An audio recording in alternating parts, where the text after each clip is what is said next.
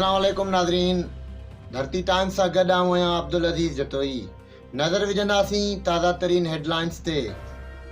आदम सुरीलो जी ख़बर शामिल कंदासीं। एडमिनिस्ट्रेटिव ज़िले कौंसल कराची नूर हसन जो यूसी गगर में हासिल सालार ॻोठ ऐं जुमाडा तार बलोच ॻोठ जे वाटर सप्लाई स्कीम जो जाइज़ो वरितो। इंजीनियर यामीन खासकेली एक्सेन मुर्तज़ा मलिक नदीम गबुल मोहम्मद सलीम सालार मोहम्मद अमन जो थियो ऐं ॿिया इलाइक़े जा मौजूदीन पिणु गॾु हुआ। उन मौक़े ते एडमिनिस्ट्रेटर नूर हसन जोखे ॻाल्हाईंदे चयो त इलाइक़े में पीअण जे पाणीअ जे मसइलनि खे यकीनी बणाइण लाइ असां तमामु इलाइक़नि खे सहूलियत ॾियण में पंहिंजो किरदारु अदा करे रहिया आहियूं। रमज़ान जे भलारे महीने में पाणीअ जी घुर्ज तमामु घणी थी उन खे पूरो करण लाइ ज़िले कौंसल जे इंतिज़ामिया हाई अलर्ट आहे।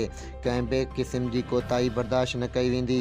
शिकायत ते उन ड्यूटी कंदड़ अमले ख़िलाफ़ कार्रवाई कई वेंदी।